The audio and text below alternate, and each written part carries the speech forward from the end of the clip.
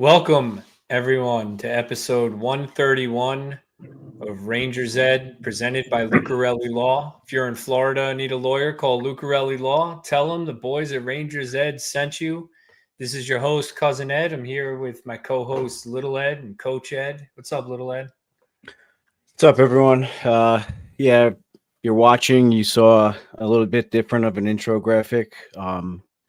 A lot of you know, or we kind of talked about it, that past few episodes I've been down in Jacksonville, back and forth, mainly visiting my grandfather, who's been really sick the last couple of years, but we kind of thought, or we knew that it was coming to an end, and I wanted to chip in and take care of him for the last couple weeks. The last what was it, the second, we got news that he passed away.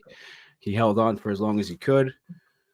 So we decided to dedicate mainly this episode, but I guess all the episodes moving forward, to Poppy O'Neill. Could say that he was probably like our first producer in a way, because he always gave us newspaper articles to talk about. Sorry. And the trivia, the calendar. Yeah, Pop was always involved in everything we did with hockey from the time I started coaching travel. He was kind of my right-hand man, he'd be my springboard, how I ran line changes, what kid is doing what, and he used to come up with these little notes and graphs and charts. Scouting other teams and talking about the players. He used to write little articles, weekly articles on our squirt team on the previous weekend, like little, what do you call that? Like a review of flyers, like a program, like a game program, or like a newsletter to the team. I guess before like social media was a thing, he would send out, like, he would make my mom send out an email to the entire team with, like, he had nicknames for everybody. He had nicknames for all my friends all the way through high school and college. Came to all my college games, tracked my minutes, my points, stats, penalty kill, block shots, you name it. With the podcast, like I said, he was always giving us stuff and said, hey, here's for the podcast. Like, how's the podcast doing? He tried to listen as best he could. Obviously, he wasn't great with technology and stuff, but he was always supporting us and loving everything we did, and loved that we got together as a family and did this.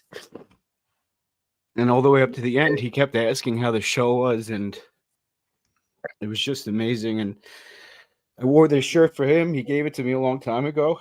It says, education is important, but hockey is importanter. And probably got it for 50 cents at Kohl's or something. Oh, forget it. I've had it in my collection for, I'd say, probably 20 years. Barely wore it because I knew I just didn't want to ruin it and hold on to it forever. And, you know, he always helped me, my sister, studying for everything. So it was just a perfect shirt that he really did think education was the most important thing, but he supported me in every sport and everything I did outside of school. And I mean, there's not enough good things to say about him. Retired captain NYPD. He always cared about everyone but himself. I was just texting my mom before this, and we think he waited till January 2nd so he would get his last pension check to make sure that we were taken care of, which is crazy to say, but it's probably true. He was definitely aware. He was definitely aware of what was going on, for sure. Crazy. It really is. Everything I've been thinking about the last couple of days, that we touched so many people. I found his retirement plaque. Well, I didn't find it. I finally put it up and made room for it in my office. And he must have got it when he retired. And it says, first of all, James O'Neill is a recent commissioner of the NYPD. It's not the same James O'Neill. He's much younger than my grandfather, obviously. So coincidence, but it's not the same guy. But he retired, I guess, in 1995 or 96. Around there, yeah. But this plaque says, in appreciation of your never-ending ink in your pen, the Manhattan South Homicide Squad really thank you for all the doctor, dentist, and school bills that you paid. Not exactly sure if he paid that out of pocket or out of like the police fund or something. He approved it out of the budget. But that's just incredible because he paid for a lot of our school and a lot of bills that we had. And he always sent us $100 each in college just to help us. And even to the last day, he tried to reach into his pocket to give me money, and he wasn't wearing any pants. So I told him, I said, Bob, I don't need any more of your money. You've given me enough. So everyone saw a soft side to little Ed.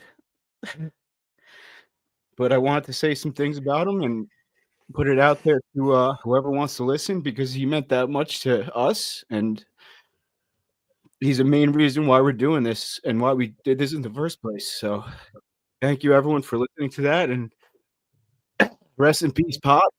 James O'Neill, ex-Marine, retired captain, NYPD. We all love you so much.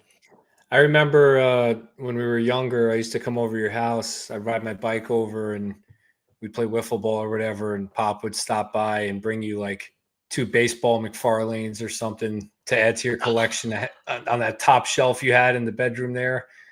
And then he'd always know I was there, and he'd be like, "Oh, here, I got you this one." You know, he'd always just give me one. You know, It's even crazy, though man.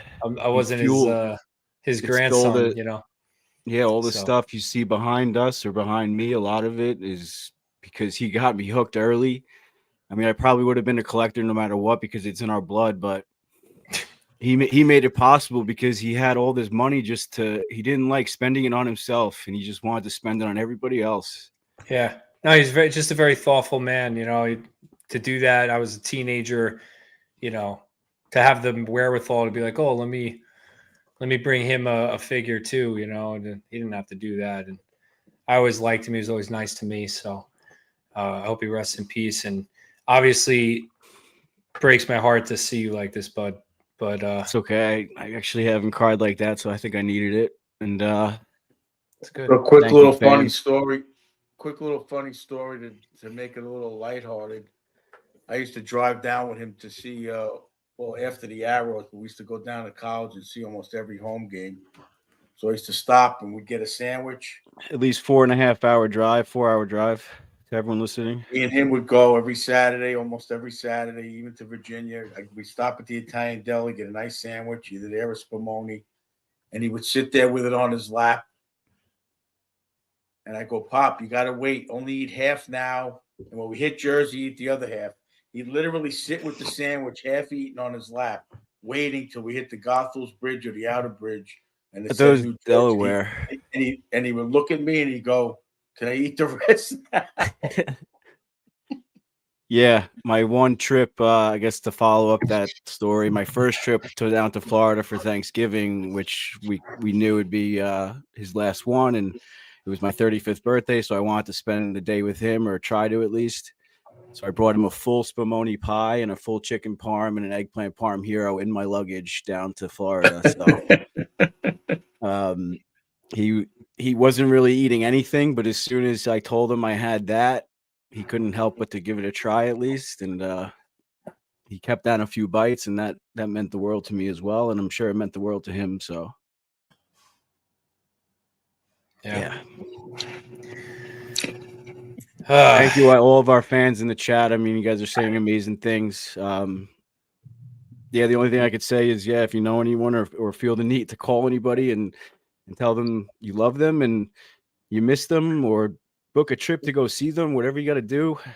No matter how much you do or how much you see someone, when they pass, it's never going to feel like enough, because I had a long life with my grandfather and I still feel like I didn't see him or talk to him enough. So do your best. That's the way it always is. Well, with him, you couldn't even say it. I would text him now and then, and he'd say something. I'd go, love you, Pop. And he'd go, oh, what are you going to get romantic on me now? The last day I was with him, he said, all right, get out of here. Get out of here. And just like forced me out of the room. And it was the last time I saw him. But it was funny because that's what he always did to me when I visit him. He always wanted me to visit. But then when I was there, he wanted me to leave and go live my life. So enough is enough, yeah. That's what I'm going to try to do. And that's what I've been trying to tell my sister, my mom. That's what he wants us to do, is just to keep being successful and keep going. The show must go on. Yeah. And the show it is, boys. It's never easy, but and I'll never forget one more. I got one more. The one thing he said to me, I was at his house having dinner about 5 years ago, and he go, I don't know, but tell me if I'm crazy. He goes, doesn't Cousin Eddie remind you of Mika Zibanejad? Only an appearance, right? Yes, only an appearance. I've never seen you skate like that, but only an appearance. Right, exactly.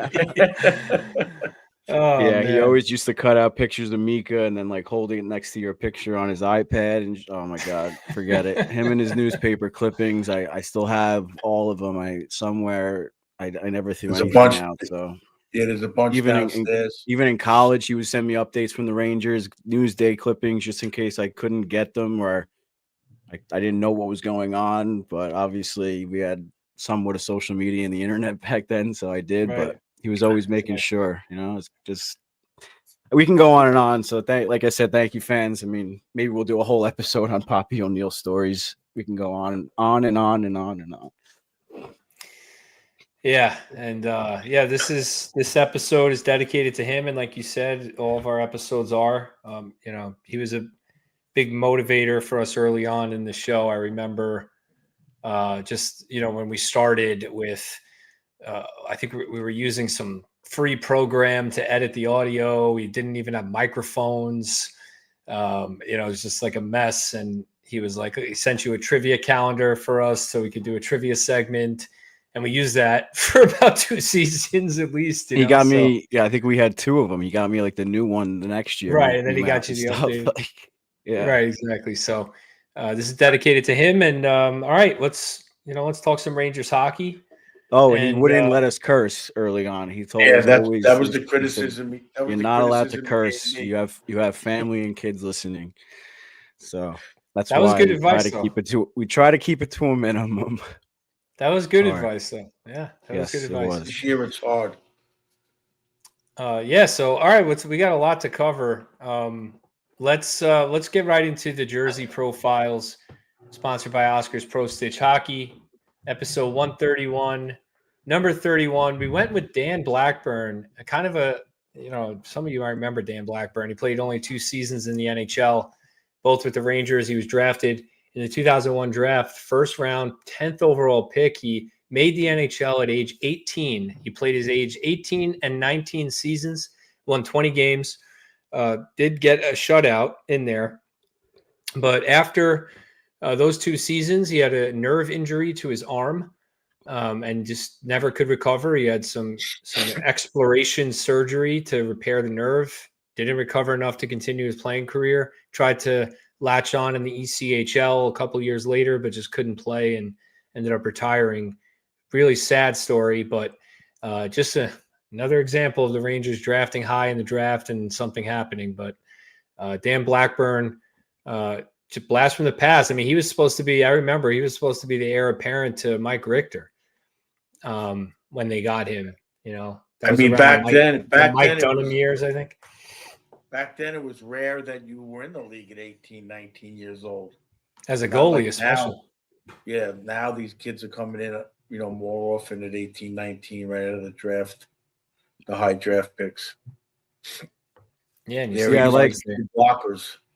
I like doing these because I give myself a little bit of a history lesson while I do it. And I read that I guess Richter's recovery from the concussion lasted a little bit longer than everyone thought, or that was the tail end of his career, I guess, or I guess that probably was the one that ended his career. So Blackburn couldn't handle the heavy workload, so that's why he traded for Mike Dunham. And then really the reason why Blackburn retired or didn't stop trying to come back. He wanted to keep trying to come back, but the insurance company, or like the NHL insurance, said they would forfeit the check if he kept trying to come back, which was $6 million. Wow.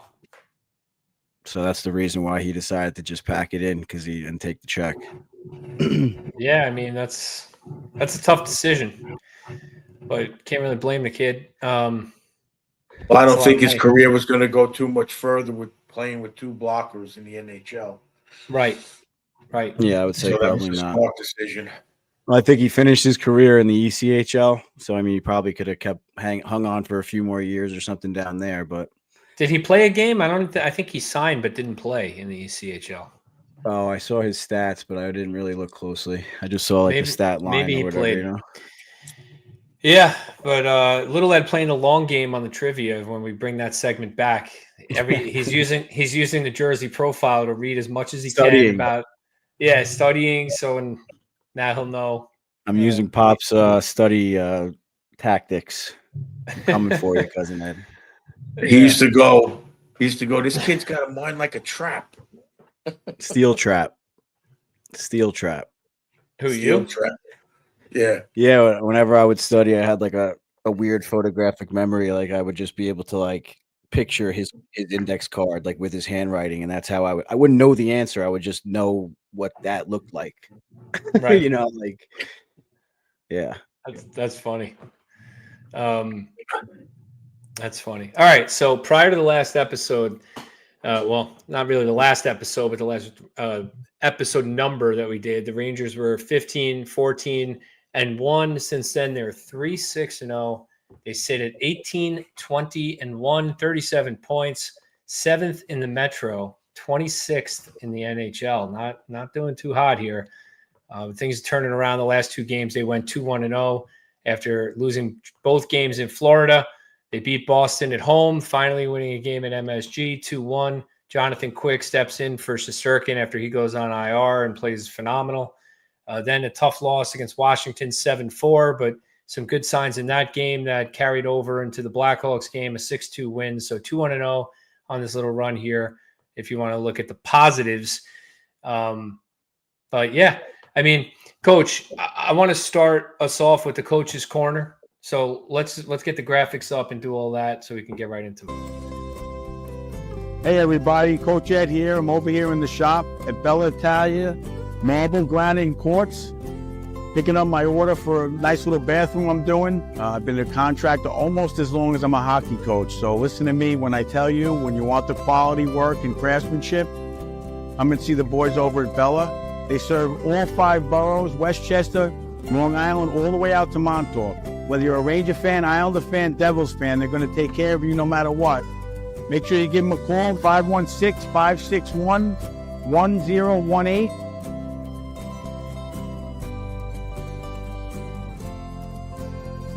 Let's go Rangers.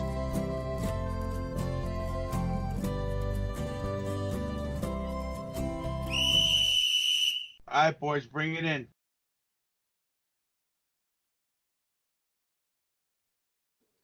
All right, No Coach. laughs? So No. yeah, No I was muted.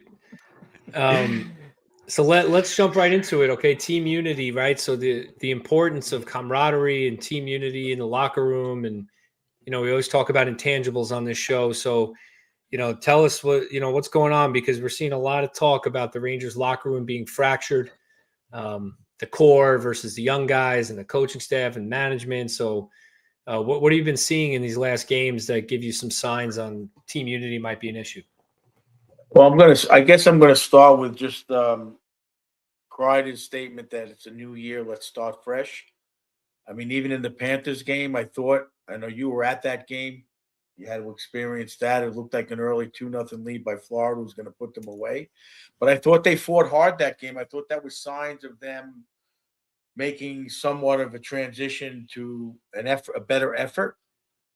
And the Boston game, obviously, following that was a nice win, 2-1 against a team that's battling in their own way for a playoff spot. And I mean, I look at the Washington game. That was another. Meek is waking up. I see the way he's skating. up and down the ice, both ends, that he's got a different look in his stride, in my opinion. I mean, I'm seeing that from a lot of guys, except for one guy that I'm going to have in my doghouse. But Well, you see something like in the Tampa game, Shesterkin gives up 5 goals on 12 shots and gets pulled. You can blame him or blame the team defense. Doesn't matter really. Gave up 5 goals on 12 shots. He gets pulled. And he goes to the locker room instead of sitting on the bench. And he was gone for, I want to say, at least 10 minutes of play time, of game time. And Micheletti kept saying on the broadcast, he's got to come back onto the bench. You got to sit on the bench. I know it's tough, but you got to come to the bench. And I remember that was something you noted. So, I mean, what is that? Is that understandable? Is he showing up the team? Like, what is your read on that? I don't know. That's a tough one. If I was the coaching staff, I would be very annoyed with that personally. I mean, I guess in hockey, it's a different sport. In baseball, it's a regular thing. I mean, you talk about the 86 Mets. Hernandez supposedly went into the locker room like the game was over, and he was a team leader. I just don't buy in this the way they're going right now. I don't think that was I agree with Micheletti. I thought it was kind of not a team unity moment. I thought Did he get pulled in the second or the third? I think it was the second.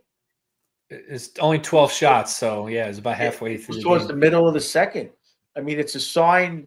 I think that was the peak of whatever you want to call it, non-unity. Maybe after that, maybe they had a meeting and something happened, because after that game, I thought that was when we started seeing something. I was seeing something watching the game, even though they lost to Washington. And he didn't come out for the third, correct? No, he did. He came back to the bench. Yeah. Okay. See, I mean, if he didn't come out for the third, I would say it's a much bigger issue. Because then to me it's like a real locker room leadership issue, because then to me it's saying not a single person like Kreider, Mika, Trocheck, anyone said, no, Igor, you're coming out to the bench.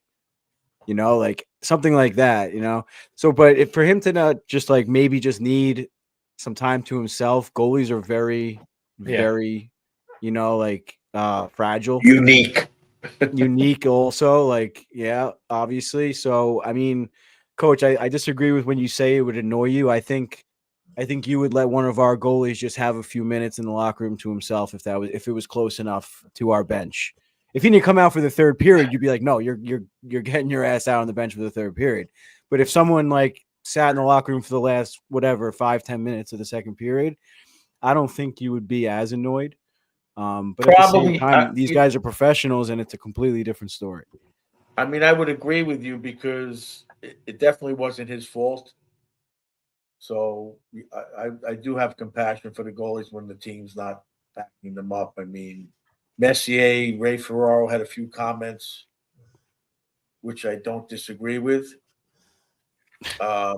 Even PK was making some good statements, I thought.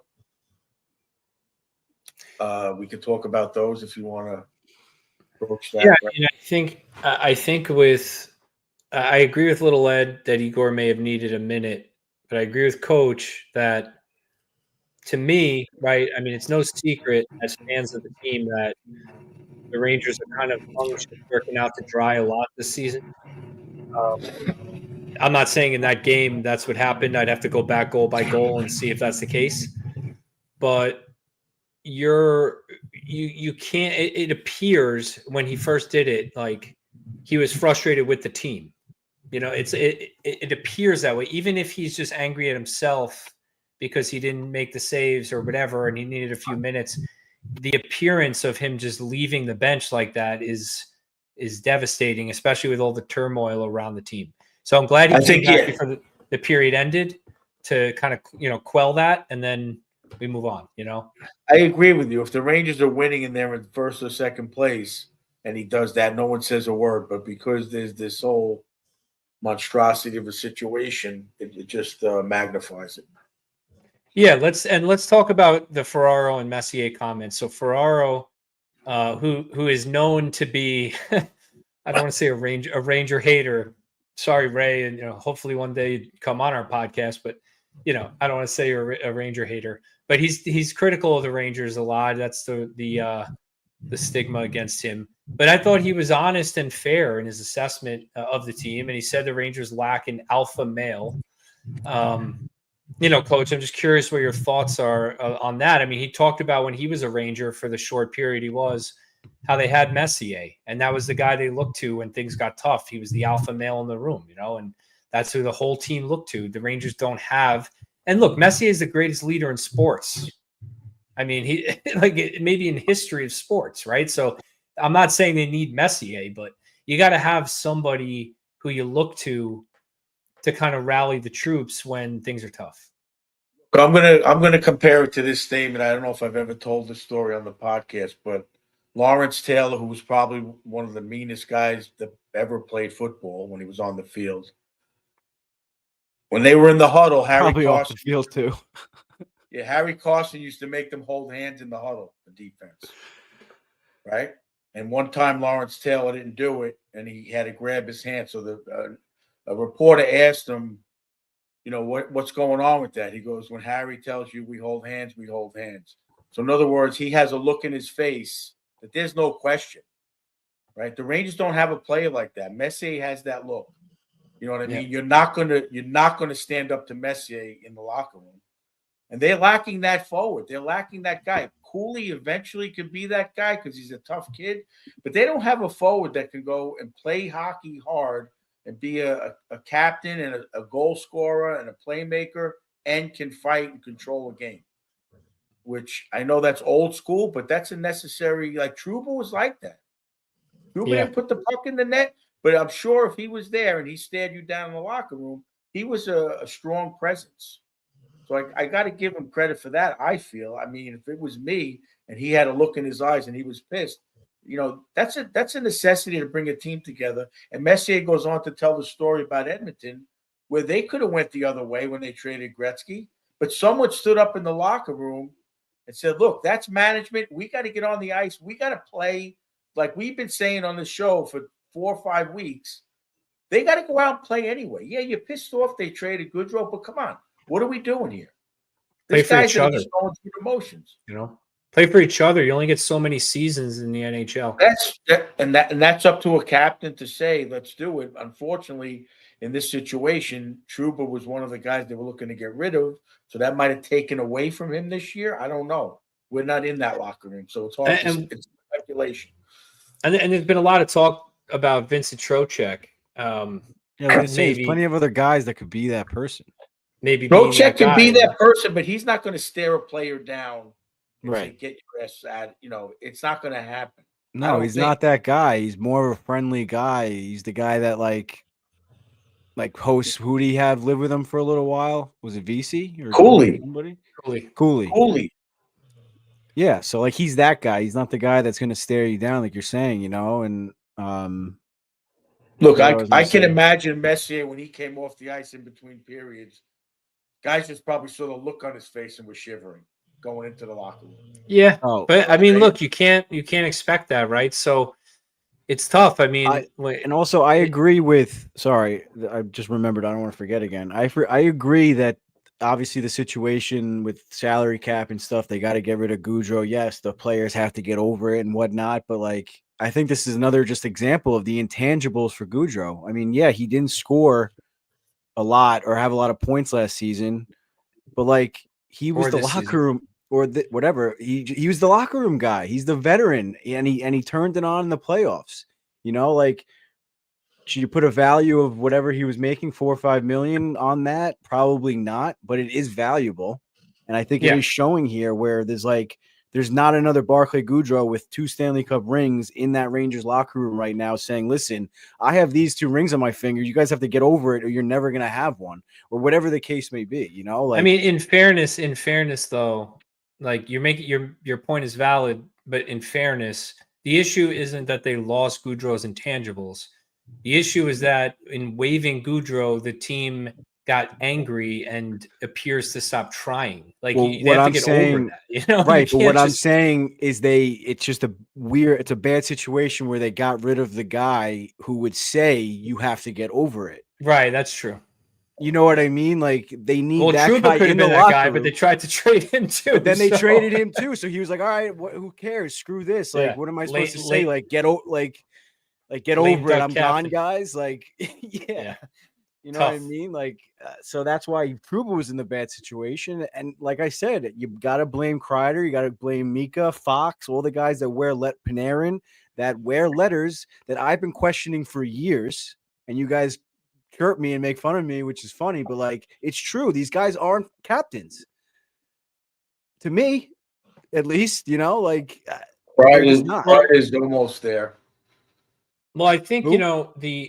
Kreider says the right things, but I don't think He's a good assistant captain. He's a good assistant captain. Pushed to a limit, but not enough.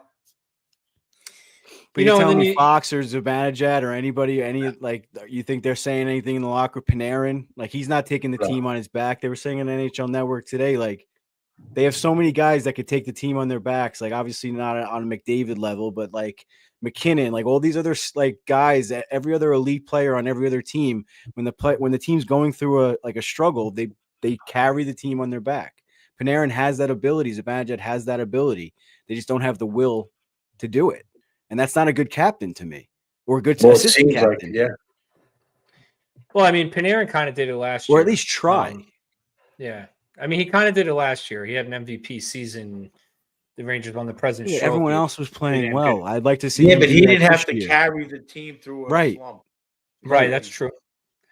That's true. Well, but and that's where, like I said, yeah, Goudreau is missing in the locker room. That was my. I said to you guys off camera, my theory, which I hope it is, but I don't know if it is the Herb Brooks theory, where Drury did this, calling out Kreider, saying he's a trade to make the team pissed off at the management and bring them together, but it kind of backfired. It didn't really work. I mean, that's the only possible thing I could think of why he had to not say that. He was trying to motivate them to come together, and this group went the other way, it seems like. Well, Coach, you give Drury a lot of credit. I think it's more likely that it leaked somehow through one of the other teams. He's a Team USA. He's a Team USA guy. He's a USA guy. So I wouldn't put it past him. Mikey, I mean, even me on my level, I watched that movie probably 50 to 80 times, and I try to do little things like that. Little things. But the whole movie reminded me. I'm on my level of our Stony Brook team. How many times does he quote that at practice? More meetings. I mean, you talk about, when you're a coach, every good coach. I remember reading a John Madden book, one of the few books I read. He used to go to seminars with other coaches, just like we go to USA Hockey seminars. So you take that advice of other coaches, and that's what you do. It's a psychological game. So, maybe Drury, that was in his mind. Let me try to get this team over this hump and bring them together, because we had to get rid of Trouba. We had to get rid of Goudreau for salary cap. I mean, even Gretzky, there was no salary cap, but that was a money issue. Yeah, I mean, it was going bankrupt, so it was a business issue. Back on the team unity theme, something stood out to me. I saw a few games ago a quote from Keandre Miller where he said, just because we're losing in a game doesn't mean we've lost the game. I think that's something this group maybe has lost a little bit, that pushback. And, the game against the Blackhawks counts as a comeback win because they were trailing 1-0 in the game. So that was their 5th comeback win of the year. Last year, they led the league with, I think, 28, but I'm sure Chris knows the exact number and will correct me. I think it was 28 comeback wins. It was. Yeah. Yeah, so to me, the ability to come back in a game, and I think Keandre is on point there, even though what's frustrating about this whole stretch is that a lot of guys are saying the right things, but not their play isn't backing up what they're saying. So it's really frustrating me. But anyway, so he's saying the right thing there. To me, that is a team unity thing, Coach. Like, the ability to come back in a game is when you care about the guy sitting next to you. Of course. You're looking next to you and you're like, let's go get a goal. Let's go. We got this. Let's go. When you're sitting there and you don't know who to look to, and everybody is worried about their ice time, and everybody is moping. hearing trade rumors and the team keeps losing, you don't have the will to come back and there's no confidence to. I think, am I wrong? I mean, I think that's another issue here. There's no camaraderie on this team. I mean, other than boys will Kreider and be boys. Zibanejad. Even we go back to was it 2014 with St. Louis? His grandmother passing was the whole big thing that brought the team together. They weren't having a phenomenal year that year. And then all of a sudden something clicked and it happened. And everything worked out in a positive way. I mean, something's got to bring the team together. And whether with Messier, they won the cup that year after, whether it's somebody taking them out to dinner, whether it's them going to throw darts, whatever this dinner was, you gotta more or less have fun. We talked about it all the time. Going on road trips is always a team thing.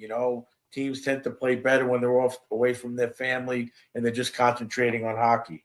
Maybe this team, when they're away on a road trip, misses their family, certain guys, and then it becomes a negative. We don't know. We're not there. But boys will be boys. Personalities are there. It's human nature. And that's up to the GM and coaches to figure out the right personalities they need to get. I mean, I'm not saying Kakko, we should have got rid of him, but I'm not saying the value we got, but these defensemen they got recently, to me, are playing pretty good hockey. They're physical, playing good hockey. The defense is playing better, I think, as a team. Just watching them away from the puck, passing, making plays. I think the defense is a pretty good group right now. Defensemen. Bringing those outsiders, we'll call them, into it and having them play like the way that they're used to playing, and now it's kind of rubs off on the core group of players because it's like, all right, if I don't start playing like this, like these new guys are kind of showing me up in a way. And then Drury might trade me for another newcomer, like I think it might start settling in that they could be next and like their time with New York is ending, whether it's the end of the season or trade deadline or whatever the case may be. And just to piggyback on your point, cause like they're looking to each other to like make the big play or whatever, but no one wants to. Right. And that's what I was kind of saying before. There's no guy that's saying like, I'm going out in the third period like Kreider did against Carolina last year in the playoffs. I'm going out in the third period. I'm doing this by myself like Panarin. He has the ability to go end to end and score a goal. He just doesn't do it. Unfortunately, the guys that have that ability, and we'll talk probably a little bit about it later, is like the guys like not the ability, the guys that have the will are players like Hedl, Cooley, the ones that are having consistent effort or good effort games, but they don't have the ability that Kreider, Mika, Panarin have. It's like Laffy. It's Laffy. Like that's another guy that he should be taking the team a little bit on his shoulders, proving that he should be the next captain of this team. Yeah, he should be. Definitely. And we'll talk about that. Yeah, I'm going to go to the Washington game because I just recently watched it because I couldn't watch it Saturday. That line I think they had 0 points. Laffy looked like he was just giving the puck up. They had a couple of chances. Panarin was off with his passing horribly. I mean, they had a nice push at the end of the game, but that was the difference in that game. If they put a couple in, if they're a little dynamic, it's a different game. And they were kind of invisible. Yeah, I mean, Laffy is he's kind of indefensible right now. I mean, he's got I think one assist in his last 8 or 9 games. He doesn't look dynamic at all. His shots are 30 feet out. I don't mean to interrupt you, but I don't want to forget because I was watching the game. I watched him go on a forecheck in the offensive zone, obviously forecheck. And then he went for a change, and he looks like Panarin skating to the bench, just casually going to the bench. Now, in the meantime, Washington's breaking down the neutral zone. You watch any good teams. You watch Florida. We watched them live. They're busting their ass on a line change. I mean, I just saw it. I was just there. Exactly like Panarin. Just casually going across the blue line to the bench. So you have a veteran setting. Yeah, he's setting the example as a captain, as an assistant captain that doesn't get. I've been saying this for healthy, scratched, or whatever else. That aggravates me. You're saying, well, he gets 100 points. You got to give in to that a little bit. You know what? After a while, I don't buy that. Bad example. It's a bad example. You got to sit him down. I took our best player in the key, and I say, look, you can't do that stuff. You got to be on time on practice because these freshmen are coming in and they're looking at you. Yeah. And they're saying, if you're doing it, what do I got to, you got to set an example. You got to push yourself a little bit, and I'm sorry. Panarin is a phenomenal player, but those little things you need to win championships. There's a lot of little things you need.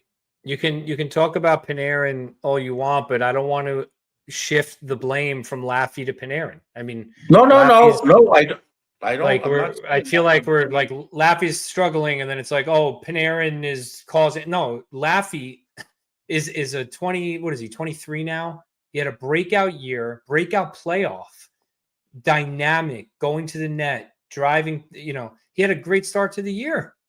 Yeah, he hasn't scored in like 9 games. Since he signed his contract. And I know Chris is saying he's defending better. Like, fine. I don't really care. I want Laffy to score points. Look, I'm going to disagree with Chris. I'm going to disagree with him. He's not defending great now, Zone. I'm sorry. He's down low below the goal line. I don't care about stats. 1-5-on-5 goal. I don't care about that.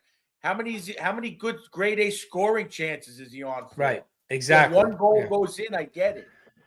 No. And look, I really am not here to criticize Laffy's defense. I think sometimes you can start nitpicking on players, especially wingers. Like, if a winger is not the best defensively, I'm kind of okay with it. I'm not saying I want bad defensive wingers. Okay, that's not what I'm saying. But I'm not here to say Laffy needs to be freaking Jere Lehtinen, right? Like, or Mark Stone. I don't need that. I need Laffy to put up 60 points. That's what I need Laffy to do, and play average defensively. Be in a position, get the puck out of the zone on the boards. That's fun. Back check. Like, simple things. Like, I don't need him to be, an elite Pavel Datsyuk type defensive player. But he's not even. He's going through the neutral zone casually. Yeah, he looks lost. He looks lost, and maybe it is Panarin rubbing off on him. I don't know, but he's got to pick it up. But look, and now he's getting power play time also. Well, they switched that back. He gave it less than a full game of power play before he puts Zibanejad back on the power play. Anyway, we switch it up in the game. So Ferraro says the Rangers lag an alpha male, and little would you know, this whole feud in Vancouver between JT Miller and Elias Pettersson seems to be coming to a head. It's rumored that Vancouver's entertaining offers for both players. They might move one, they might move both, they might move neither. Obviously, they prefer that Miller and Pettersson work it out. JT, his no-move clause apparently came out that he would only waive his no-move clause for New York for the Rangers. JT Miller, Little Ed said it a few weeks ago, you want to talk about an alpha male? I was listening to Brian Boyle talking about JT Miller on the New York Post podcast, and he was saying, like, that guy is – he pretty much said JT Miller's nuts. I mean, to be honest, like, he said that he's like he's crazy intense, and it's exciting to think about that. But he is 32. This is such a typical Rangers thing to do: is trade a kid when he's 24, let him develop, become a star, and then acquire him when he's 32, making $8 million with a no move clause. It's just so typical Rangers, right?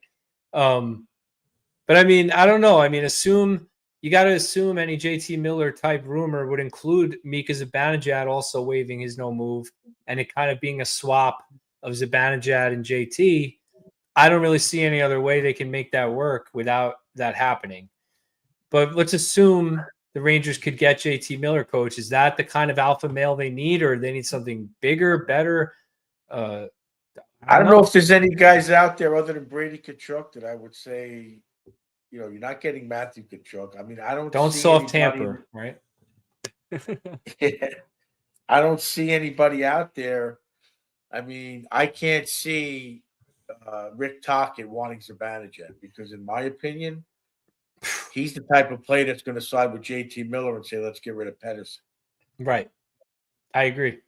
You know what I'm saying? He's not going to want Pedersen, who's probably soft. So then should they get Pedersen? They get In that Pedersen, case? another soft player, you know? Should they go get Pedersen then? I mean, he's on a Hall of Fame trajectory. Well, that's what I so saw. far. I saw that rumor on my phone today or yesterday. I mean, that's going to cost you. That's going to I don't cost you want- Schneider. It's the I'd rather exact have opposite of JT player that they need. I agree. We got guys coming up through the ranks. We need a guy we need a veteran with that alpha male character. I don't know if I'd go for Pedersen, as enticing as that is, because he is a very good player. I mean, he's a star in this league, one of the top centers in the NHL offensively. So and defensively too. His metrics are good, but Super soft. it's his playoff performance last year just reeks of more of the same. And I don't want to just say he's not a playoff player. Yeah, I don't want to say he's not a playoff player from one playoff. I don't like doing that to players, but it's a risky proposition because if he comes here, they go to the playoffs and he does that again.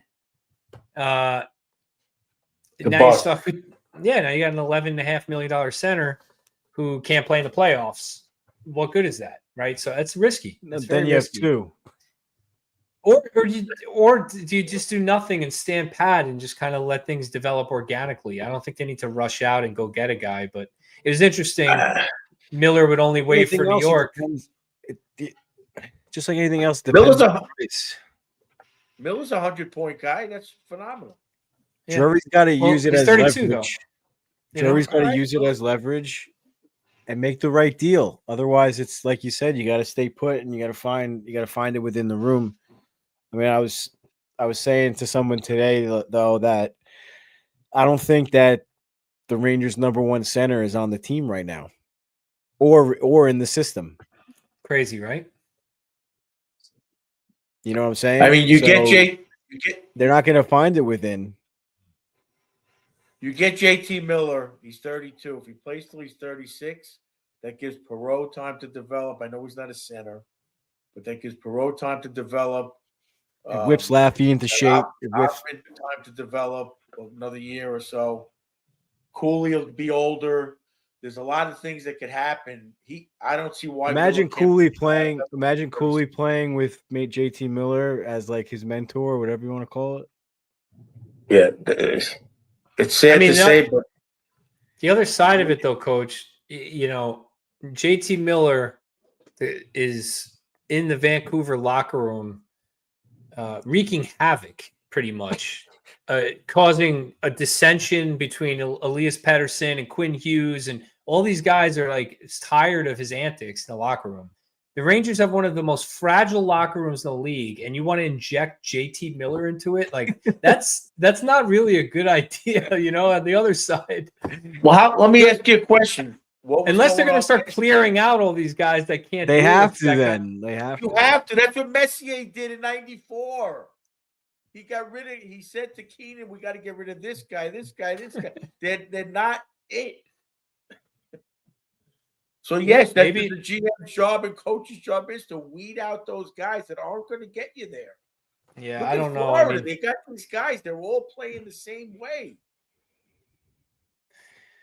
It's crazy. We got too many guys that go in the corner soft. Too many guys.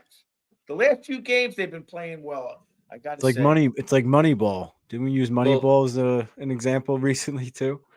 You got to find the right guys, not the best guys. Correct. Yeah, that's a great book and great movie. So, look, I mean, the team's a little banged up right now. Igor Shesterkin's on IR, upper body injury. No known timeline for this. That probably stems from the hit. Lindgren pushed Sam Bennett into him in the Florida game. I was about 30 feet away from the play and almost. Did you have Igor's jersey on? I almost jumped over the glass. No, I had my Kreider jersey on. I almost jumped over the glass. It was insane. And even though Lindgren hit him into Shesterkin, Sam Bennett, a hard-nosed player, go into the net, creates a problem. Boom, Igor's done, right? And then Kreider misses the Chicago game. He's out with back spasms day to day. So before we talk about what the Rangers did today for the Kreider situation, I wanted to give you guys an opportunity to talk about Quick and Louis Domingue, as the tandem. I'm hoping we get a chance to see Dylan Garand if Igor is out for a long period, but hopefully he's back soon. What do you think of Louis Domingue against Chicago, Little Ed? I love Louis Domingue. He's crazy, right? He's like a weird guy, man. Goalies are weird people. He's so weird. It takes a special guy to want to stand in the crease and eat pucks for a living, So he made some crazy saves in that game. I'm telling you, he's a talented guy. They should have traded Igor when they had the chance. No, stop. And rode Dylan Garand with Jonathan Quick as their mentor and waited for him to be ready. That's crazy, man. They could have traded Igor for Brady, anybody they wanted. Pedersen, Jade, whoever you want. They could have traded Igor for. All I know, when Louis Domingue was playing on Pittsburgh that one playoff series, he didn't move like he's moving now. No, he's getting a lot of time in Hartford. He wins he wins AHL goalie of the month. He wins Wolfpack MVP. He's constantly getting their version of the Broadway hat and stuff. Like, he's a machine down there. Let me ask you a question, Little Ed. He scored the goal last year. He scored a goal last year. This is a serious question I want to ask you, and I want to just so the listeners know, like, this wasn't in our outline or anything. I'm kind of putting him on the spot here. But the way you revere Henrik Lundqvist, you might like Henrik Lundqvist more than anyone I know, other than who's a man. You know, yeah, right? So, and then in the biblical sense, and then right, and then Igor Shesterkin he's right behind him. I mean, he's not Henrik Lundqvist, but he is right behind him with the numbers, the playoff statistics, the eliteness, the Vezina Trophy, and you're like, get rid of this guy. You are just over Igor, and I'm just curious why. Like, what is the difference in your mind there? I partially say it in jest because obviously he's a phenomenal goalie. But to me, he doesn't compare to Lundqvist. The consistency that Lundqvist gave us as fans for 15 straight years is what you compare it to. He barely got injured his entire career. He didn't have a stretch of 2-3 games where he didn't have a good game ever. Me and Coach Ed were talking about this in the car the other day or on the phone or whatever it was. Igor, you can pencil in an injury or two every single season, and you can pencil in a stretch of 2 or 3 bad games every single season. It just doesn't compare to me. Yes, Igor's a phenomenal goalie on paper, but he's not Henrik Lundqvist. He started over 50 games for 3 straight years. You guys act like he's always injured. I mean, he gets hurt here and there, but he's not always injured. He started 52 games, 58 games, 55 games the last 3 years. But what about his in those years? 36 wins, 37 wins, 36 wins. Career save percentage is almost .920. 2.5 goals against average, 16 shutouts already. A Vezina Trophy. His playoff goals saved above expected. He has, I don't know, Chris, help me out here. He had like 20 more than the next goalie in the same time span. The guy is a big-time player. He's headed towards being one of the best goalies, second best goalie in Rangers history. I don't know, dude. Like, I feel like you're a little hard on him. I don't know, To me, it seems like we're talking about him a lot. About having a bad game or having a bad stretch or needing Jonathan Quick to step in. One year, Georgiev had to step in for a stretch. It's like constant. Like it never happened with Lundqvist except for when he got hit in the throat with a puck.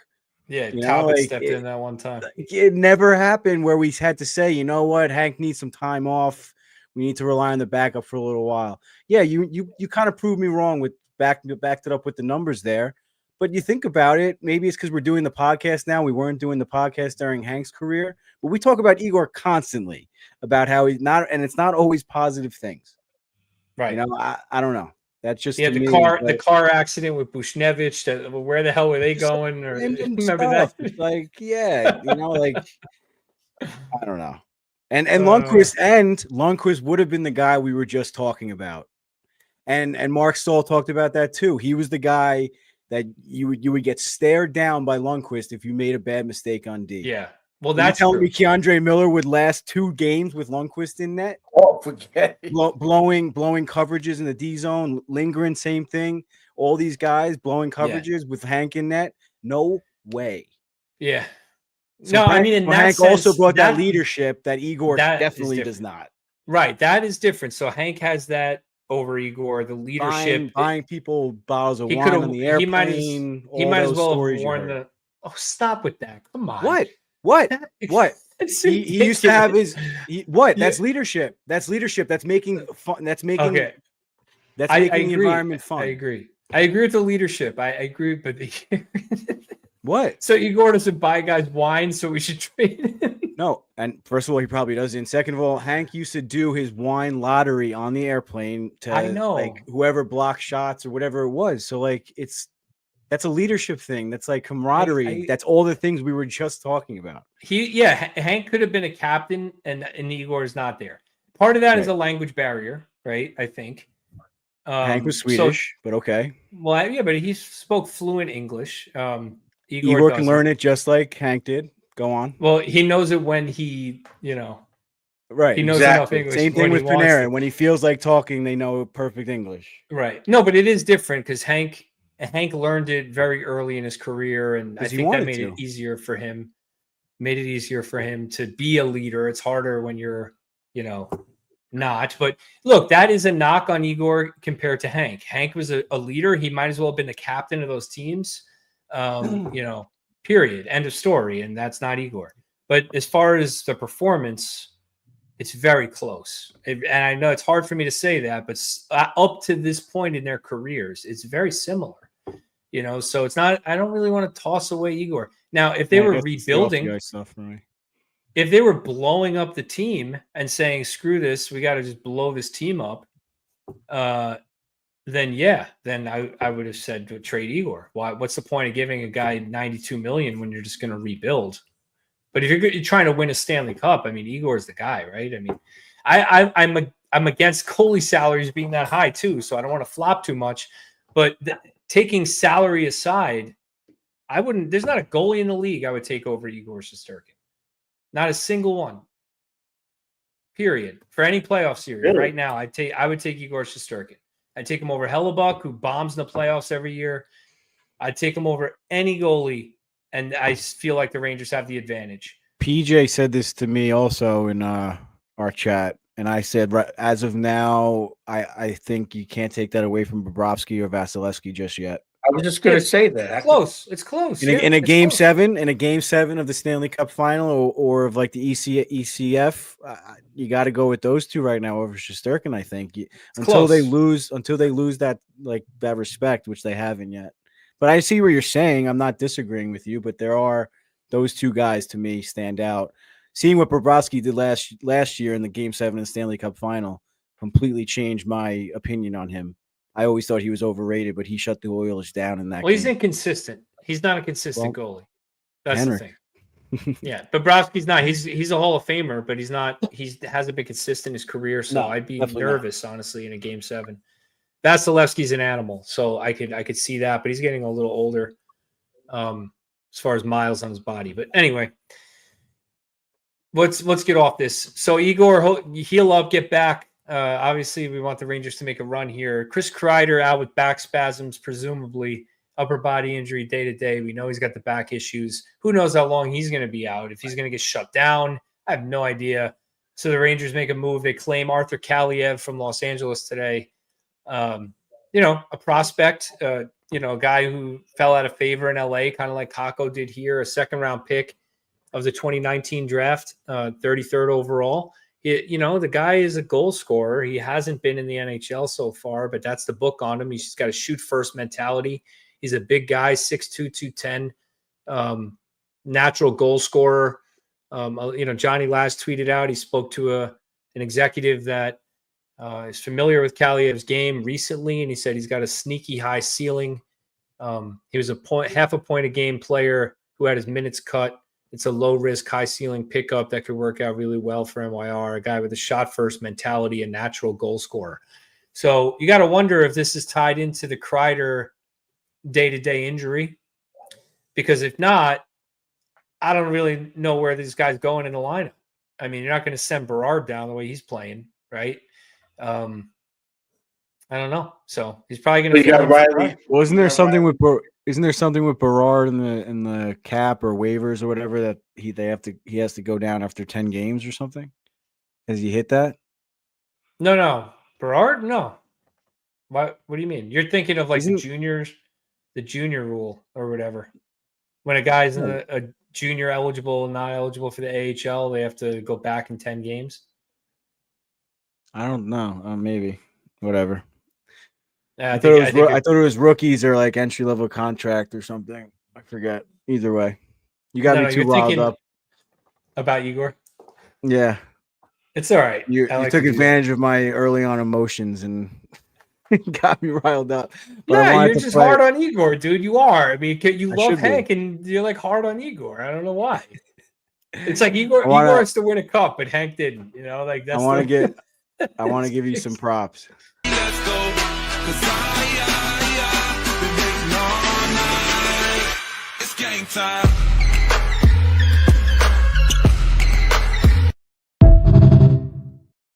I love it. Yeah, I called that. Yeah, I said they should. It's the perfect kind of fit for this team, in my opinion. I mean, look, he's not the best skater. I haven't seen him that much, but from what I've seen, he's not like a speedster or anything. But he's a guy who, if you get him the puck and 20 feet out around the circles, that he's going to shoot.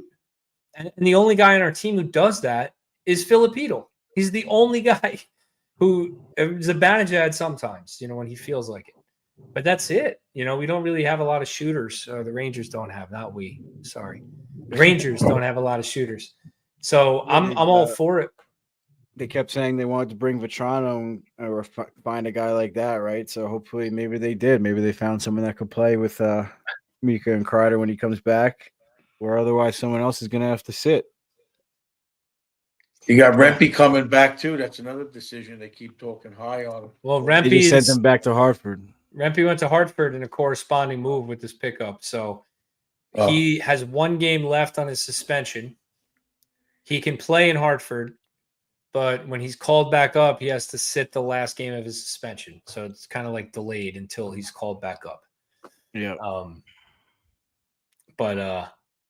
Yeah, I mean, look, Kaliyev, he's been out all year. He had an injury to, I think it was his clavicle, broken clavicle or whatever. He's ready to come back, and LA waives him. The Rangers pick him up. This is exactly the kind of move the Rangers should be making in a season like this, where they're struggling. They got some older guys who are not performing.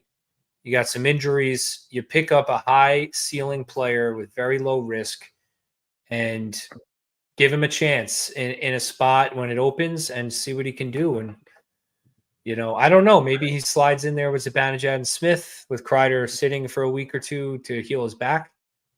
Maybe Lappy takes that spot and you put him with Panarin because they're both Eastern European. I don't know. I'm sure Laviolette will figure something out. We'll see at practice tomorrow. Like the morning skate or whatever. We'll see what happens. Did you already say he's from Staten Island?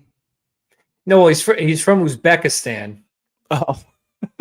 But he grew up in Staten Island. They played for Team USA in the World Juniors. So he's been here a while, right? So he's not coming. He's definitely got some skill. Speaking of Team USA, congrats to them on the gold last night. Yeah, he had that big goal in the World Juniors his year. I'll send you the clip. Pretty exciting. Yeah,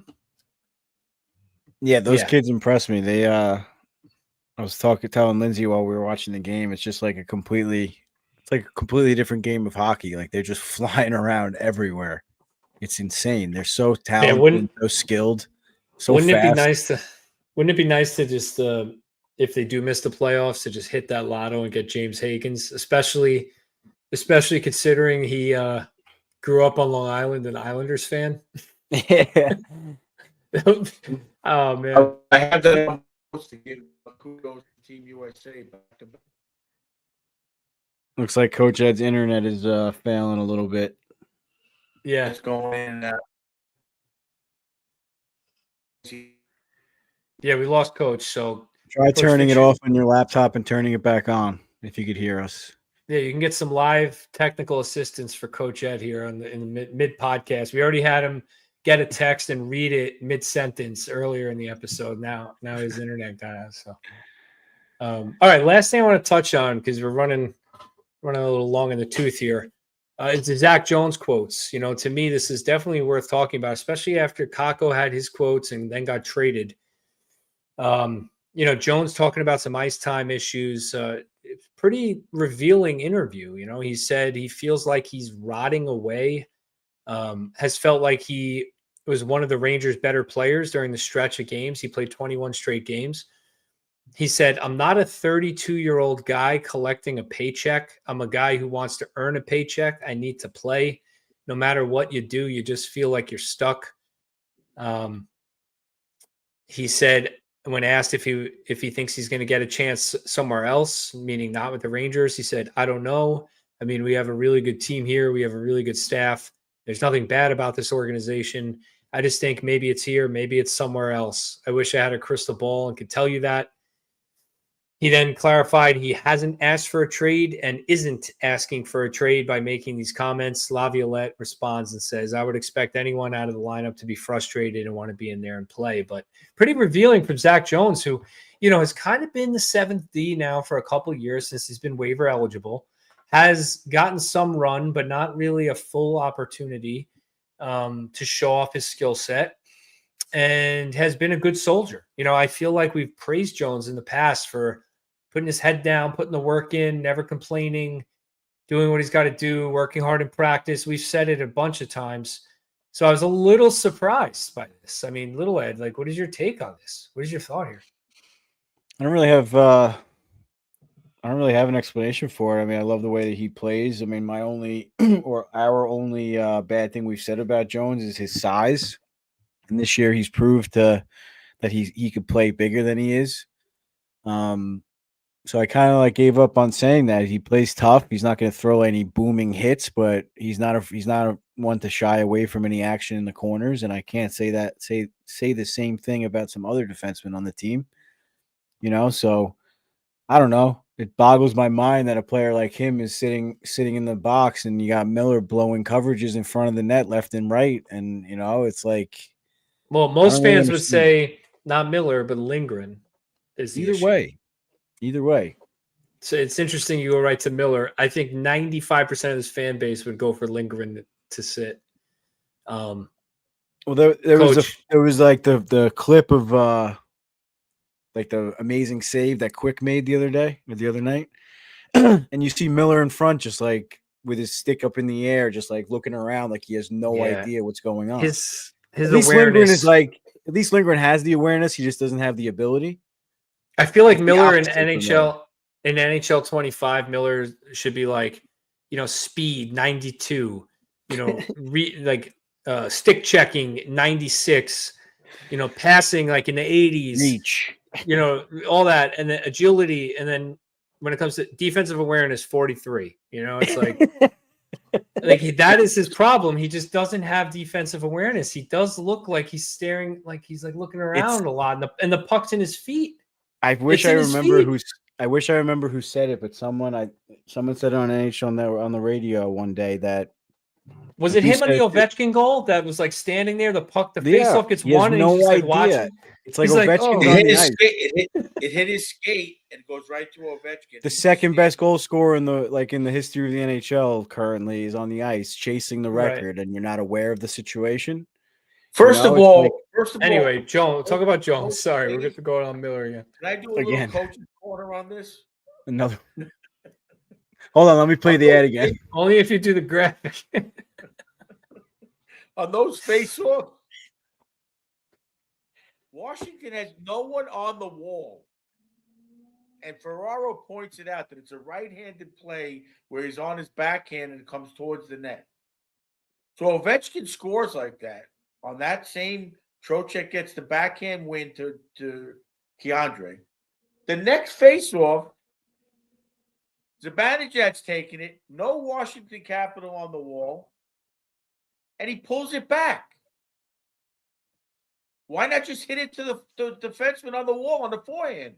I mean, Coach, you can go play by play with Keandre and find No, examples of. forget Keandre. I'm talking about the team face-off structure. Oh, I'm not God. blaming that all on Keandre. Why pull it back to the net with Ovechkin there? I don't know. Wasn't it Trocheck? What I'm saying, why go with the percentages? Everything's about statistics and percentages. Ovechkin's one of those guys where the puck gets on his stick no matter what. Yeah, I know. He finds the Why- puck. That was even a savable shot. It slid under his pad, like So went, like lucky. hit the ground. His pad went His up in pad the air. bounced. It like bounced. Went up his pad. And that's why Quick was pissed because he probably knew he was in He had position. that. It wasn't Yeah. like he didn't like snipe it top shelf. No, his Yeah. pad Why bounced. put the puck in that area where it could have? All right, That's what I'm Coach. saying. Sorry. Zach Jones. No, You got Lindgren, Vakanainen, and Miller as the lefty. Zach Jones makes these comments. I mean, what is your take on him making these comments? Keep in mind that he's been a good soldier for years, and he is 24 now. I feel his frustration. If I was him, I'd be frustrated too. He can only go on so long. It wasn't anything nasty he said. It was just a truthful comment. He didn't badmouth the team, the coaches, or anybody. He felt he's been playing one of the best, but he just doesn't have it physically. Yeah, you could say he's been playing good. He has been trying to play more physical, but trying, you're still going to get bumped off the puck. You know what stood out to me, though, Coach? The comment, I'm not a 32-year-old guy collecting a paycheck. I'm a guy who wants to earn a paycheck. I can respect that, but then, not to overthink this, but when I look at the Rangers and I look at their ages, all right, Mika Zibanejad's 31, Chris He's Kreider's talking about 33, he's talking about them. Panarin is 100%. 33, right?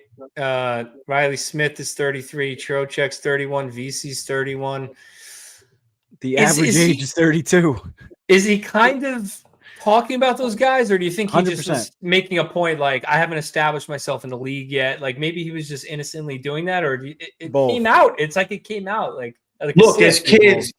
as kids, we've all been in that position where you're the guy that's trying so hard, and there are like 4 or 5 guys on the team that the coach just keeps putting out there, and they could care less.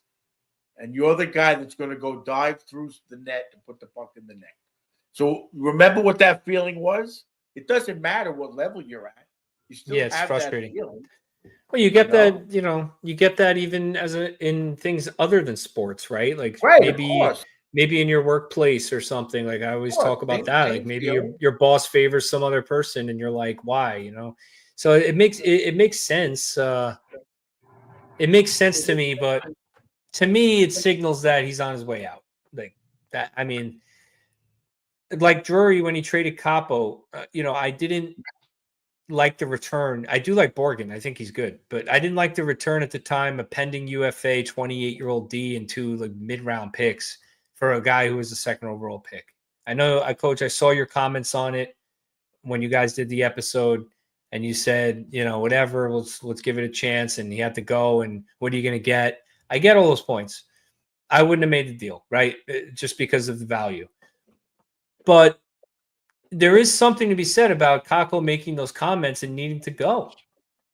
I mean, you can't have a guy going to the media and saying, like, I'm better than these guys and I'm getting benched. You got a bad locker room as is, So this is kind of like another one of those situations where it's like, look, Zach, you'll get your opportunity or you won't, but like you can't be going to the media. Come to me, come to the coach and say this. Go in the coach's office and say this, or ask for a trade. Go quietly behind the scenes. Don't go to the media and say, hey, look, I love this organization. I think I might have a better opportunity elsewhere. You guys don't seem to really want to play me. I'm doing the best I can out there. I don't know what else I can do. It's been 3 years. Tell Drury, like, can you find me a fit? I'm sure Drury would be like, yeah, dude, no problem. If you don't want to be here and in this role, like, I understand, and we'll give you an opportunity elsewhere. I don't really like the comments. I understand them, but I don't like this kind of stuff. It's just evidence of a bad locker room. Well, again, that's where someone like we keep referring to Messier, but someone like Messier would get him and say, we got to keep that amongst ourselves. So I don't know what would be said. No, Messier would have called Drury and said, trade this kid. Right. He doesn't. That's wanna what be Messier here. would. That's what Messi would have done. Yeah. I mean, I'm sure Drury's waiting for the right trade. He's been, I mean, again, I don't want to say he's expendable, but now that you made 2 trades and you got 2 defensemen and they're playing ahead of him, obviously he's not in their fit. Yeah. If you didn't have Adam Fox, then he's in the fit. Because to me, like we talked about before, he's the same style player. Not quite at that level, obviously, but the same style player. Fox gets knocked around. He tries, but he gets knocked around. And you can't have 2 guys in the lineup like that. I'm sorry. Yeah, it's a little redundant. I agree. He's redundant. I mean, Jones needs power play time, and he's blocked by Fox. He's blocked by Fox in size. He's blocked by him in skill set. It's just you don't need 2 of those guys. You have one. No. And it's good to have one coming up as a prospect, but Jones has matured past that point. And there's some team out there that could use a guy like him, and maybe he has something the Rangers lack, and they can make a good little swap. And I think he'll get traded before the trade deadline. I don't think he's going to be a Ranger much longer. I mean, I would hope so for his case, for his sake, because he does seem like he's a really good kid. He deserves a shot in the NHL. But it's not going to happen here. It's just not going to happen. He's never going to know if he can stick unless he gets the run, and he deserves that opportunity. He's been a good soldier, and he's worked hard. Before we move on to the next segment, I just want to comment on PK's comment. Okay. PK. What comment did PK make? He said, "Remember, St. Louis was last place before the All-Star break. And they clicked, and they ended up winning the Stanley Cup." Okay. So he said it's not impossible. They have to turn it around. They have the talent. Yeah. They do. They do. But we'll see. So they're 6 points out of a playoff spot right now. So our hope is to be like the once-in-a-lifetime team, the St. Louis Blues. It's a possibility. You have to make something. You don't have to write the season off, is what the point is. No, they need to try. They need to try to make the playoffs. They do. You can't have an organization. And your boy Igor could carry them through the playoffs. And definitely. You think? All right. Well, you think if the Rangers get hot and get into the wild card, that any of those teams want to play Igor Shesterkin in the first round? So there you go. So it's not impossible. Yeah. No, maybe they peaked at the wrong time last year. The whole season. They peaked the entire season last year. What are you talking about? Until the end. Until the last 3 games. Right. They peaked in training camp. The wrong time. They were up 2-1 in the Eastern peaked and plateaued. They peaked and plateaued. Got a plateau down here and then peak. It's just crazy to think about how the Rangers were up 2-1 in the Eastern Conference Finals. And Zibanejad had a power play opportunity in a 1-0 lead. It could have been 2-0 Rangers in that game, and they could have been on their way to going up 3-1 against Florida.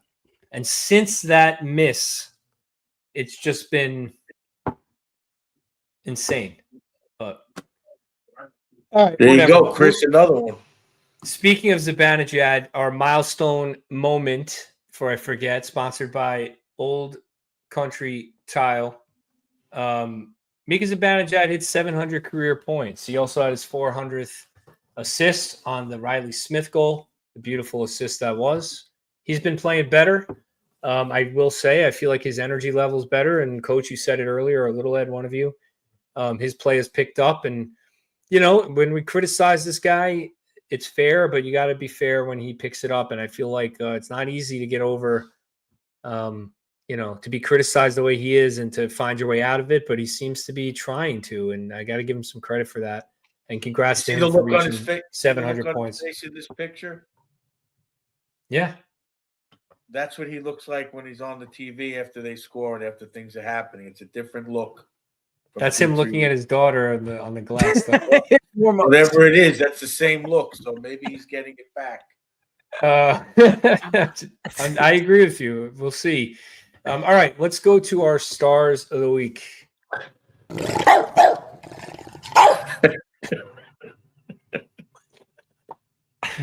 How many grilling pictures do you have? Is this a different one? No, it's still the same one until we get another one. Until our end of the year Stony Brook barbecue. Coach, you gotta size up your shirt one, all right? Whatever it is, go up one notch. All right? Or don't tuck it. Why? What's wrong with it? It's hugging every part of your torso. We'll see what that shirt. We'll see what Cuz looks like at 60. Yeah, I hope I'm around. Hey, I hope if I keep working out the way I am, I'll be fine. But yeah, listen, you look great, Coach. I'm just saying, size up a shirt. All right, so we're only Kathy keeps shrinking them on me. That's what we're gonna go with. So much damn starch. First of all shirts made in the workshop do not shrink. I'll put a stamp on that. All right, so we're only going to do Player of the Week, and we'll do the Coach Ed's Doghouse Award. So Player of the Week, boys, it's been a tough stretch, so we're not doing this again until the team picks it back up with the full awards. Player of the Week, we'll start with Little Ed, and give any reason you need to give for the pick. Yeah, I mean, I wanted to kind of go a little deeper onto this without taking up too much time, but you got to go with Heedle. He's playing well. He's skating hard. He's showing the effort. But the reason I posted Coach Ed's clip last week is no matter how good he's playing, like the speed and everything, it's great, yes, but there's also a way to control or harness that speed and do things with a purpose. And PK Subban posted a clip today of one of his ESPN in between periods with Messier, showing exactly what I'm talking about, where Heedle's just flying around the defensive zone. Yeah, by the casual fan, it looks like he's playing outstanding, but realistically, he's not. He's just flying around the defensive zone without a purpose, causing confusion for all of his line mates, the defensive players, everything. PK ended up blaming Lindgren on it for not communicating with Heedle. But for me, I think Heedle needs to have a little bit more responsibility. Or, like you said earlier, they should just put him on the wing where he can display all the speed and talent he wants and not have the defensive responsibilities that a center has. Yeah, I mean, that clip, it was definitely on Heedle. I think PK did call out Heedle for running around a little. Initially, he did, but then he also said Lindgren should have communicated better. I got this guy. You go take the whatever he said. Well, it's a little bit of read and react team defense, right? Like when one guy is out of position, you need to have a good enough structure that you can make up for that. You can read that the player is out of position and cover for them. And it just seems like that's not happening. Like Heedle gets out of position there, then Lindgren gets out of position, then was it Fox? He chased out to the point, right? He's out of now the whole team's out of position now instead of reading off of each other. And I think you don't have to be. My point is, like, he doesn't have to be the fastest guy on the ice at all times. Like, he's got to be able to control it and use it at certain times. Yeah, I mean, look, I'm not saying he's a defensive stalwart, but I went with him too. I think he had a 2-goal game there against Chicago. He's a dynamic player when he's healthy and confident. And, it's unfortunate that we just haven't seen enough of him healthy and confident in his career. But he's could be a very dynamic player for this team if he could stay healthy. And look, every time he gets banged up, he misses 7-8 games, and he comes back, and it takes him another 7 games to, like, get a groove going. Yep. And he gets hurt again, right? So I'm just hoping that doesn't happen because he's a big part of this team. Having the depth at center to go Zibanejad, Trocheck, and then a confident, healthy Filip Chytil as a third line center is really a luxury. And he's I know Coach is hard on him, but I really like the way the kid plays. He creates chances. He shoots the puck. He's one of the few guys on this team that actually shoots the puck. So I went with Heedle.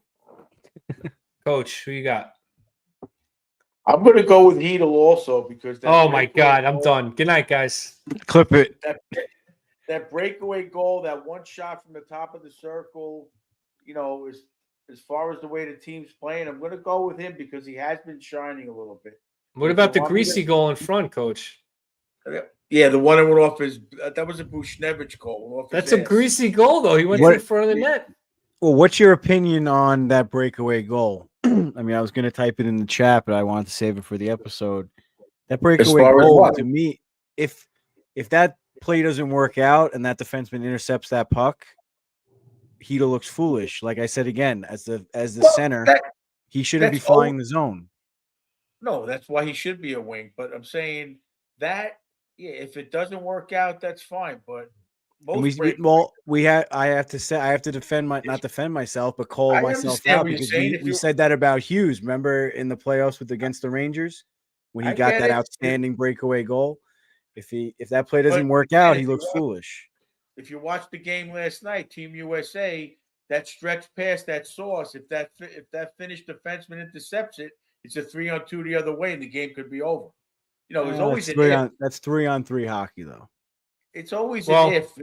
You're going for the stretch pass. It was a beautiful play, and Yeah. it worked. But if he misses that, there's still 4 guys back. I agree. I agree with Little Ed in the sense that I find it odd that the center is the player on the ice who's accepting that pass. I don't mind a stretch pass, but I do think that's more of like a wing role. But when you have the speed like Hedel has, just because he takes faceoffs doesn't mean he needs to defend. Guys change roles in mid shift too, right? That's what like the new age of hockey is. Everyone's saying it's more like the F1, F2, F3. So, right. Like Hedel's the center, and Not then on he goes. defense. and Well, defense Hedel's the is center. tough. He It's a goes different. Yeah. Not when the puck's Yeah. behind your goal line. It's not Well, I'm saying F1. look, he reads the play. He sees the defenseman against the puck. So maybe he makes the cut, and then Cooley or whoever sees that and is like, all right, I got to drop back.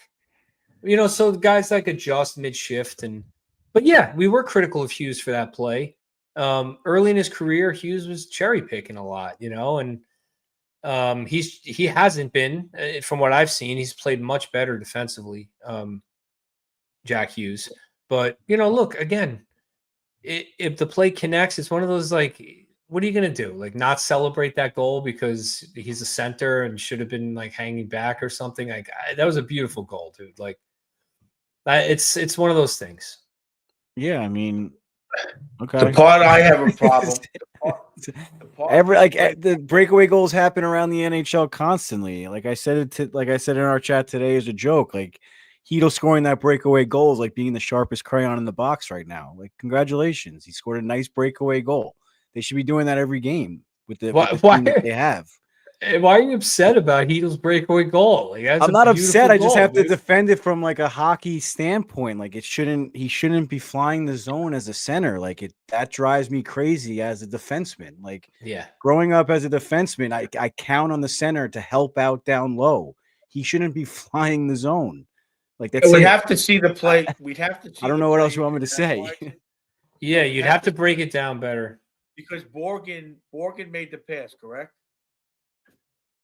Yeah, Borgen. Yeah. From what I remember, he was all alone in that corner. No one was near him. So Hedel has that speed where he might have been able to take off because the two Washington defensemen split to cover the wings, and he just took off down the middle. So I'd have to look at it a little closer to see. I'll watch it closely too. To me, I thought he was already up by the blue line as it is, so maybe he was covering for a wing that was more down complicated. low. It's more complicated than that too. It's like I don't remember the whole play. Maybe he jumped off the bench and read the play, and I don't even know. Was he on the ice for 30 seconds We'd have before to that goal? We'd have to see everything. Maybe that's something they practice, right? Because maybe they're like, "Hey, Philip, you're one of the fastest guys on the team. So when we get the puck here, I want you to go." And then this guy, like, maybe that's a set. We have no idea what they're actually planning there. But I agree with you. I want the center in more of a support role. My problem. That's just my hockey whatever theory or structure, whatever you want to call it. Obviously, the game seems to be changing or evolving based on what Coach Ed and I coach or teach. So maybe we're just falling behind a little bit, but that's what I always, whatever. I take a lot of responsibility as a center when I played it, and I expect it out of my centers as well. My problem mainly with Hedo's on that play PK was diagnosing. He always goes at the puck. He always goes for the puck, like I said a few weeks ago. It's like that kid in Squirts that just chases the puck around. Right. He should have been going there because there was a defenseman going there. He was going there. He should have been looking get for the that puck. next open man and grab it. That's Yep. the problem I have with him. Even when he goes back D to D, he goes right next to the defenseman. Get out of the way. You know, you're creating collisions. You're taking away the space of that D with the puck because now you're in the way for him to make a move. He had those Coach. little- Chris is right. It was Vakanainen, not Borgen, who made that pass, by the way. Okay. Either way, Thank he you. was all Thank you, along the Chris, for corner. correcting us again. Yeah. Thank God. So now All maybe Chris can tell us if he jumped off the bench or what happened. All right. So, do you have Heedle as well, Coach? You do. So Yes, I Heedle do. I across have the board. Heedle as well. He had a little jump in his step, but he played well on the forecheck. I didn't mean to spark. That line was making things happen. I think a lot of his good play has to do with Cooley and Berard playing the way they're playing right now. Also, but he's filling you all when in. Heedle was playing well earlier in the year, you said it was Cooley and Kako. Now Kako's gone. Berard's there. Heedle's still playing well, and now it's Cooley and Berard. I don't think Heedle's the type of guy with his speed, with his skill, that's going to carry a team or carry a line. He needs the support. That's what I'm saying. I think the three of them. I like that line a lot, and I think it complements each other. I wouldn't say anyone's really driving that line. I think Heedle and Cooley have great chemistry. That's pretty obvious, in my opinion. They're very different players, and I think that works. You know, you got to kind of mix that dynamic a little. I think it works. They seem to be doing well. But all right, Coach, that's a half compliment from you. I pick Heedle, but I think it has a lot to do with Cooley and Berard. That's the coach pick.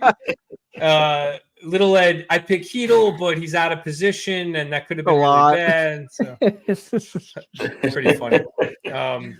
I pick Heedle, but he's too fast for his own good. Yeah, exactly. He's got the Hagelin syndrome going on. Yeah. All right, Doghouse Award. Coach Ed's Copyright Doghouse Award. Oh, you played it already. Am I doing it again? I played it already. I was waiting for the bark. Yeah, do it. All right, sponsored by our friends Suitors Sweet Treats. Check them out on Etsy, Double Sweets and Gift on Instagram, Suitors Sweet Treats. Discount code EdPod, 10% off plus a free Doghouse cookie. There it is on little Ed's screen. Delicious. You got to check them out.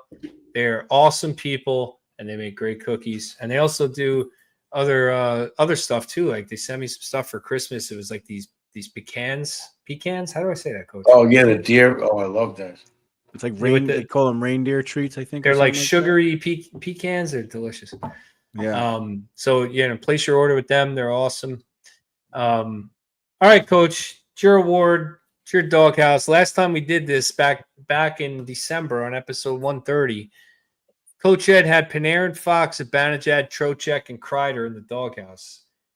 Are we going to limit this a little bit, or are we going to keep doing this whole like team-wide Doghouse? No, I'm not going to keep doing. I'm not going to keep doing that because Abanijad, I thought, has picked up his game in the last 3 games. Right. Kreider's got a different look on his face as well. Trocheck is always going 100%.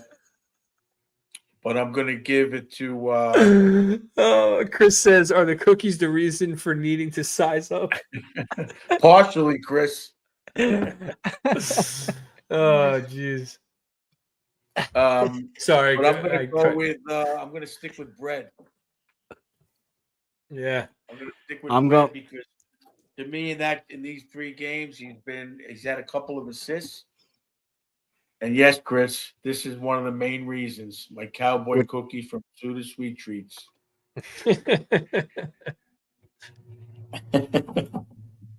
The Cowboys cookies. What's like a Rocky Road cookie kind of? It's got marshmallow, chocolate, and what else? Walnuts, coconut.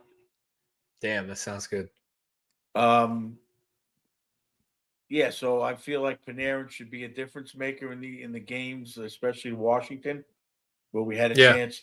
I keep saying we, like you said it, but where the Rangers had a chance to come back. And what I liked about that game in Washington, also, we didn't really talk about it. Every time Washington came back and scored and went up 2. The Rangers kept pushing.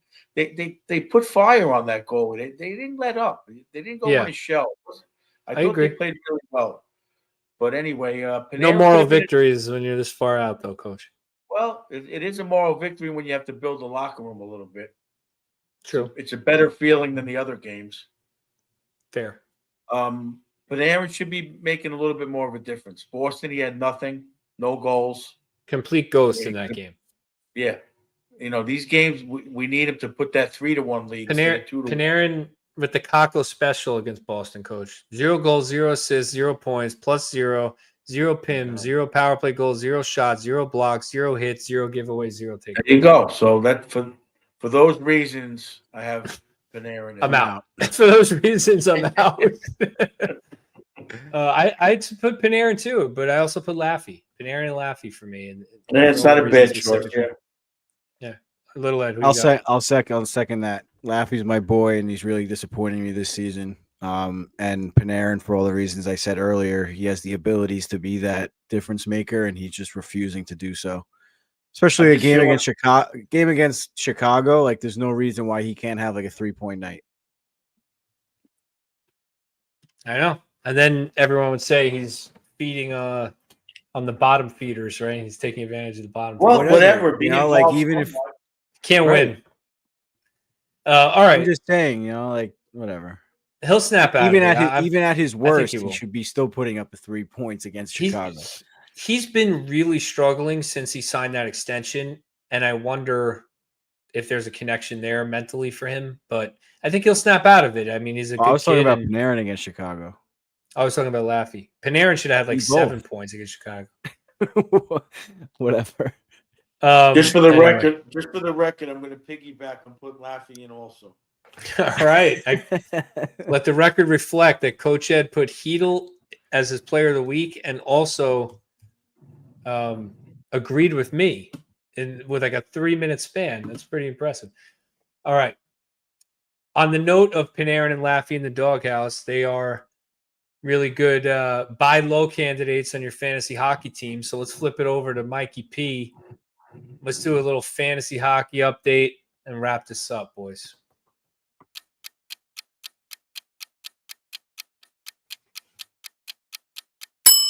Ladies and gentlemen, welcome back to the Rangers Ed Fantasy Hockey 150. The LA Kings today placed 23-year-old prospect on Arthur Kaliyev on waivers, and he was immediately scooped up by your New York Rangers, who desperately need a spark in that lineup.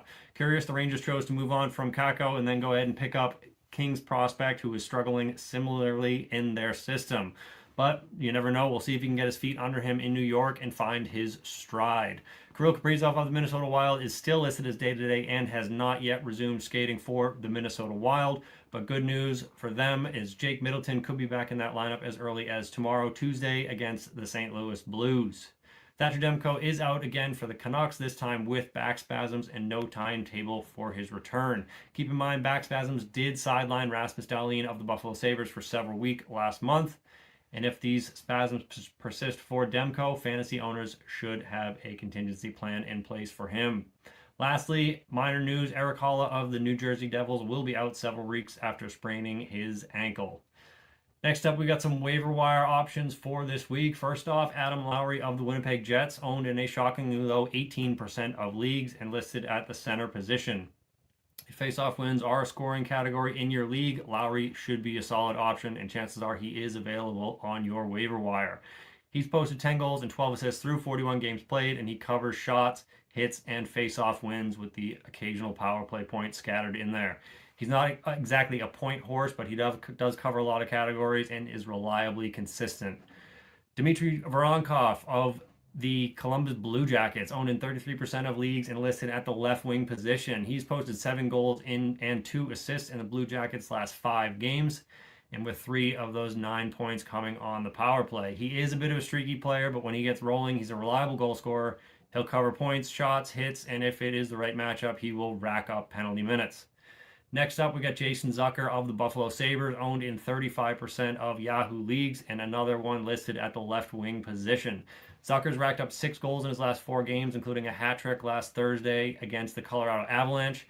He's playing first line, first power play for the Buffalo Sabres, And although Buffalo isn't a great team, they do have a lot of offensive upside, which tends to benefit fantasy owners if the Sabres do get the right matchup. So play this one accordingly. Last on the waiver wire, we have Marco Rossi of the Minnesota Wild, owned in 36% of Yahoo leagues and listed at the center position. Rossi is centering Zuccarello on Boldy on that Wild first line, with Kaprizov still out of the lineup, and he has put up 10 points in his last 6 games. This is unequivocally the breakout season for Rossi, and he is only 23 years old. He should have significant value in keeper leagues, especially where, if at all, he was likely taken pretty late in the draft. He's put up 37 points through 40 games played, and if he is available in your league, you should give him a serious look, again, especially if faceoff wins are a scoring category. Finally, we got to tip the cap to a few players for some outstanding performances in the last couple weeks. First up, we got Zach Werenski, who's put up 13 points in his last 6 games, with 5 of those coming on the power play. Not much really to say about this other than that he is absolutely on fire and deserves a tip of the hat. Second on the list, we got Philip Gustafsson of the Minnesota Wild. Gustafsson has won 4 of his last 5 starts. In that span, he shut out the Hurricanes in a 4-0 win. He saved 43 of 46 against the Nashville Predators and has put up a combined .946 save percentage through those 5 starts. So tip of the cap to Gusto. Last on the list, as much as it pains me to say it, Matthew Knies of the Toronto Maple Leafs. Knies registered 5 points on Saturday night against the Boston Bruins with a hat trick and 2 assists.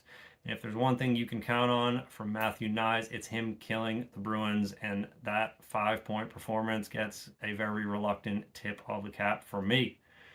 Lots of great hockey coming up this week, so make sure you tune in next week for more fantasy hockey news and insights. And until then, this has been your Fantasy 150.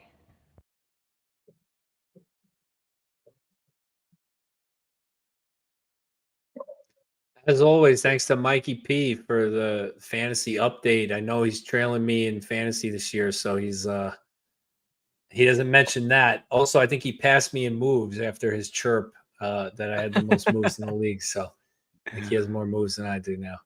But anyway, boys, we got some exciting stuff coming up here. Let's take a look at the Rangers' upcoming schedule. Sponsored by Sorrento's of Long Beach. Make sure you order Sorrento's for these games. At least you'll eat some good food if it gets bad. Tough stretch for the Rangers. They got Dallas at home tomorrow night. Then they got New Jersey on Thursday, Vegas on Saturday, and Colorado and Utah on the road. So Vegas, Colorado, Utah, nice little road trip there. If any of you guys want to make it out, I think our boy PJ might hit that Vegas game, but they got to win a few of these for him to do it. Columbus at home and then Montreal on the road. So tough little stretch coming up here for the Rangers. But look, if they're going to make a run, they're going to have to beat these good teams and prove that they're in the mix. So we'll see what happens, and we'll be back next week on Monday. So a week from today, we'll be back, and we'll talk about the Dallas, New Jersey, and Vegas games and any moves the Rangers make in between there. I mean, it's been a wild year for transactions for this team, so we'll see what happens. But thanks for joining us.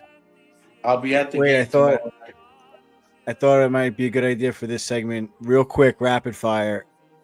What do you think the record's going to be? Or just go by it. I'll go first. Loss, overtime loss. Oh, God. Cuz you go next. I'm going to say win, overtime loss.